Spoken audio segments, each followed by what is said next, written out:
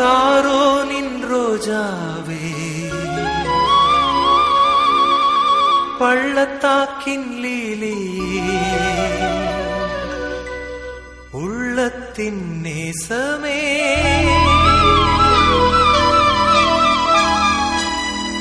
இயேசு என் பிரியமே.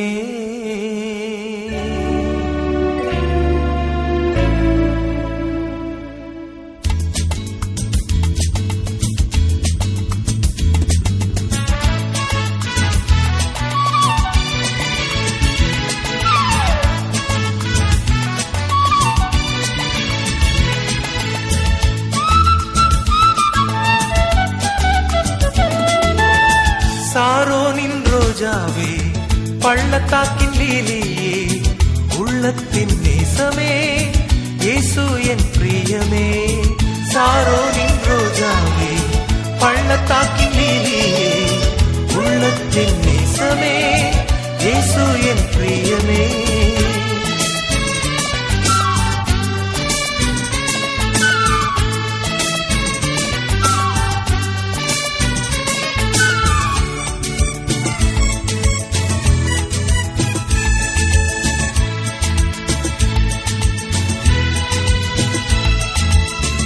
ஆத்துமநேசரே, உன்னேசம் இன்பமே, பூரண ரூபமே, பழுதொன்றுமில்லையே.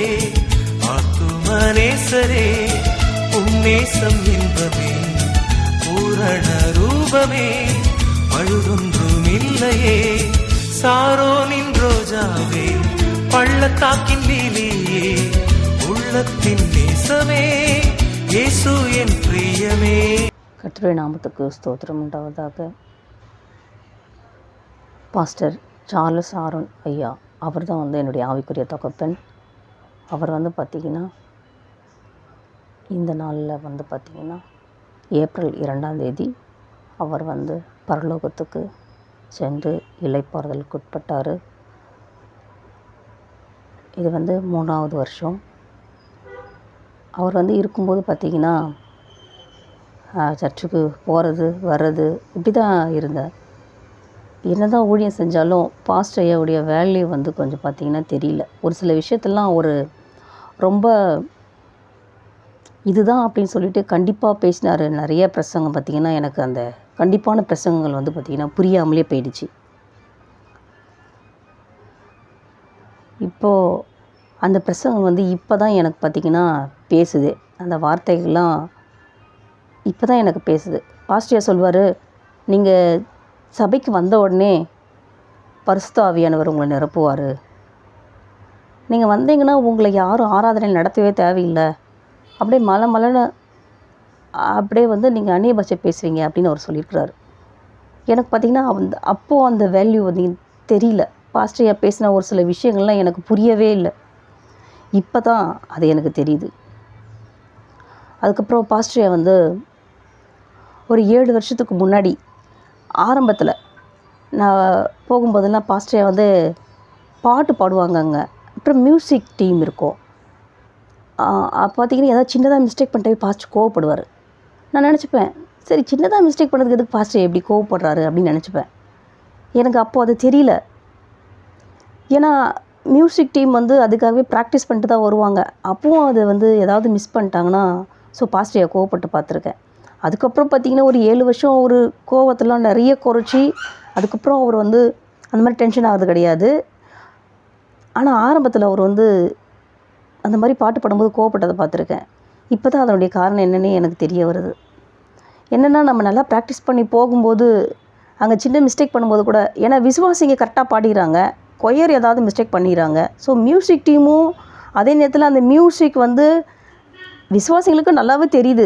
அந்த மியூசிக் வந்து தப்பாக போடும்போது அதை அவங்க கண்டுபிடிக்கிறாங்க.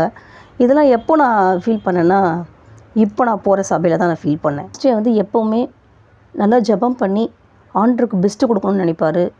எப்படி ஆகிலும் வந்து பேசுகிற வார்த்தைகள் ஒன்றும் வந்து அது நிச்சயமாக வந்து பலன் தரணும் அப்படின்னு சொல்லி விரும்புவார்.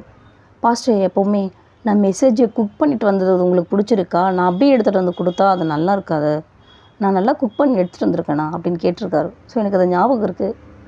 அப்படின்னா ஒரு மெசேஜுக்காக வந்து காத்துட்டு இருந்து ஜெபம் பண்ணுவார். திடீர்னு ஏதாவது ஒன்று ஞாபகம் வந்துச்சுன்னா அதை போயிட்டு நோட்டில் எழுதுவேன் அப்படின்னு சொல்லியிருக்காரு பாஸ்டர் ஐயா.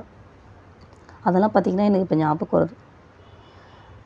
அதனால் எனக்கும் பார்த்திங்கன்னா ஆண்டவர் வந்து ஒரு நேரத்துலையும் ஒரு முறை கூட சின்னதாக ஏதாவது ஒரு பிரச்சனை அப்படின்னா அதிலிருந்து எப்படியாகிலும் என்னை வெளியே தூக்கி எடுக்கணும் அப்படிங்கிறதுல ஆண்டவர் கவனமாக இருக்கிறத பார்க்க முடியுது. எப்படியாகிலும் ஒரு வார்த்தை எனக்கு கிடச்சி அதை எப்படியா இருந்தாலும் அதிலேருந்து தூக்கி விட்டுறாரு.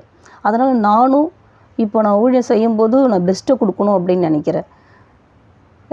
என்னென்னா நம்ம ஜெபம் பண்ணிட்டு போகும்போது ஆண்டவர் வந்து பார்த்திங்கன்னா நம்மளுடைய இன்ஸில் வந்து அந்த விஷயம் இருக்காது. ஆனால் வந்து ஆண்டவர் வந்து பார்த்திங்கன்னா அதை வந்து பார்த்திங்கன்னா பேச சொல்லுவார். அப்படி பேசும்போது பார்த்திங்கன்னா அது அவங்களுக்கு அது ஆசீர்வாதமாக இருக்கும்.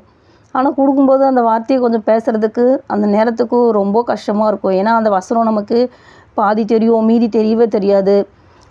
அந்த டைமுக்கு வந்து பார்த்திங்கன்னா அந்த எக்ஸ்பிளைனுக்கு வந்து ஆண்டவர் கொடுப்பாரு. அதையும் வந்து முழுசாக பேசி முடிப்போமான்னு தெரியாது. ஆனால் ஆண்டவர் திடீர்னு பார்த்திங்கன்னா வார்த்தையை கொடுப்பாரு. அதனால் பெஸ்ட்டை கொடுக்கணும் அப்படிங்கிறத ஆண்டவர்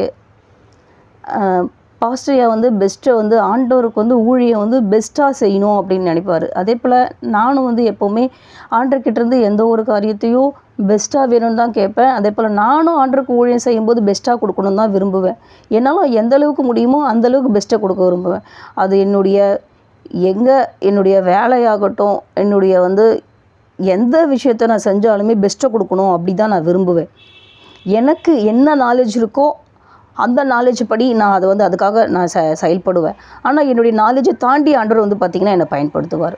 என்னுடைய வேலையிலேயே என்னுடைய நாலேஜை தாண்டி என்னை ஒர்க் பண்ண உதவி செய்வார். அதே போல் நான் ஊழியத்தில் போகும்போதும் என்னுடைய நாலேஜை தாண்டி பேசுகிறத என்னால் பார்க்க முடியும். அது என்ன சொல்ல வரேன்னா, நீங்களும் வந்து இப்போ பாஸ்டர் உங்களுக்கு நல்லா ஜெபம் பண்ணக்கூடிய பாஸ்டரையா இருப்பாங்க.